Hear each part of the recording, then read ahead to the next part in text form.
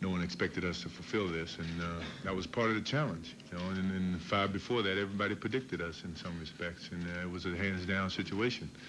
Here it wasn't, you know, and we had to do it against a team that, you know, played well all season long, played at home, had a crowd that was really energetic and kept them motivated, and you know, we lost our opportunities to win it at home, and we came here. I mean, at first, you know, as soon as the games ended in Chicago, it was some dim feelings and some negative thoughts, you know, and as time went past, I think everybody realized that, you know, if we want that 6th title, we have to go through Utah to get it, you know, and we have to go out there and win it out there. So, I mean, you know, I think those negative thoughts erased very quickly, as, you know, and it's a great day for everybody, I think. Michael, few people in the world face retirement with so many others caring about the decision that he makes. You mean so much to so many people, to the league, to the other players, to the networks, even to the economy. How do you make the right decision for Michael Jordan, the human being, independent of all of the other people and forces that are tugging on you? You know, it's a gut feeling. You know, it's just a feeling that I have. You know, when I walked away the first time, it was a feeling. It wasn't something someone told me. When I came back, it was a feeling. You know, if and when that time comes where I got to walk away, I hope that because I walked away, no one look at me any less. You know, and sure, the economy may take a different turn, but I would advise you to invest wisely. And you know, my life has to continue.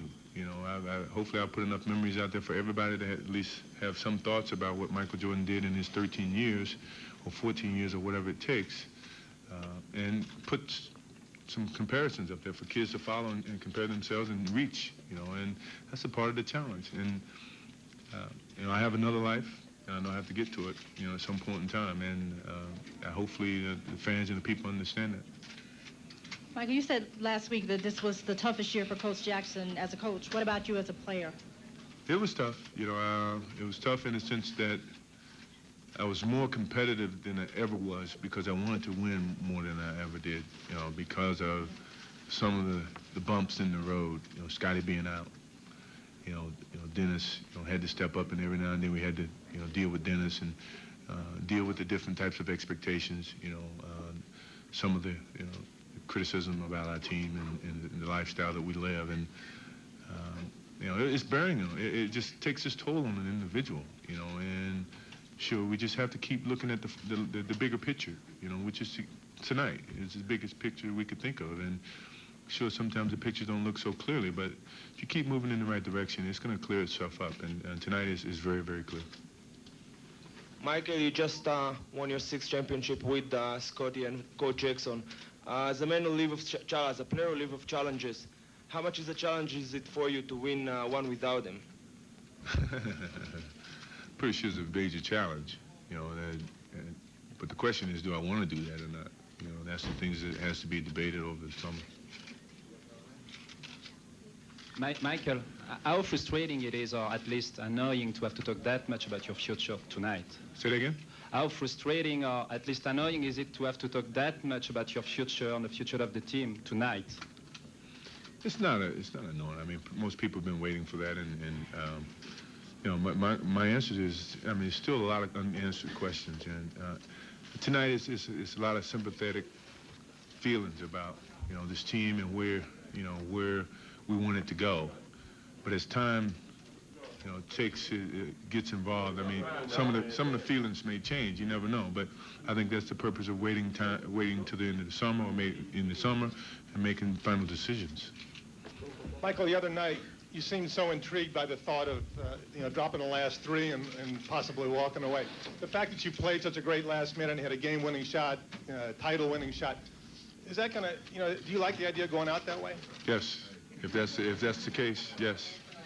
I mean, when I got that rebound, I mean, my thoughts are very positive, you know, and the crowd gets quiet. The moment starts to become the moment, you know, for me, you know, and that's what we've been, you know, that's part of that Zen Buddhism stuff, you know, the moment, once you get in the moment, you know when you're there, things start to move slowly, you start to see the court very well, you start reading what the defenses are trying to do. And I saw that. I saw that moment. And, you know, when I saw the moment, the opportunity to take advantage of it, when Russell reached, and I took advantage of that moment. And I never doubted myself. I never doubted the whole game. We were hanging too close. You know, it was a 3-point game, 4-point game, 5-point game. You know, Scottie Pippen's hurt. Dennis and everybody's in foul trouble. And they never really burst out and left us standing, you know. And, you know, we kept hanging in there. And I knew that we were going to have an opportunity to win this game, and I just wanted to be able to do that. And from an offensive standpoint, sure, you look at my rebounds, I only had maybe 2 or 3 rebounds. And I told Phil that, you know, I know I'm going to have to play a lot of minutes. I have to conserve energy somewhere. And unfortunately, I had to be on the rebounding edge. And you know, but the offense, I had to step forward. Okay, last question for Michael. Michael, after John hit that three-pointer, you scored the last 4 points. You actually scored the last 8, but you scored the last 4 on baskets. Talk about those last 2 baskets, your layup and then the jumper. And did that jumper remind you of last year, Game 1, with Brian guarding you? He reached, you went. It was in a very similar situation. The play before that was, you know, with Karl Malone. We've been trying to double team him. And Hornacek was trying to, I guess, pick Karl Malone, and he never really cleared, and which gave me an opportunity to go back. And Karl never saw me coming, and I was able to knock the ball away. You know, the play before that was when Phil called, you know, an isolation play for me, you know, to take it to the hole and make him foul me or get an easier basket, which is what I did. But you know, when I got the ball, I looked up and I saw 18.5 seconds left, you know, and I felt like we couldn't call a timeout because it gave defenses an opportunity to set up, you know, and it was a do-or-die situation. So I let the time tick to where I felt like I had the court right where I wanted to, and Stockton was on the right-hand side with Steve Kerr. I knew he couldn't gamble because Steve has killed him before. So, I mean, and as soon as Russell reached, you know, he gave me a clear lane, which, you know, I made my initial drive, and, you know, he bid on it, and I stopped, pulled up, and I had an easy jump shot. Great look, and, you know, it went in. And once it went in, I knew from that point on we've been hanging around long enough. This is a game-winning basket. Now it's just a matter of playing solid defense. And our defense has held us strong all series. And we would never be in this scenario without our defense. So all we had to do was play defense for 5.8 minutes, 5.8 seconds, and I knew we can do that. Okay. Thank you, Michael. That's my Next dog up, we'll friend. have Scottie Pippen and Ron. There you have it, Michael Jordan, simply spectacular.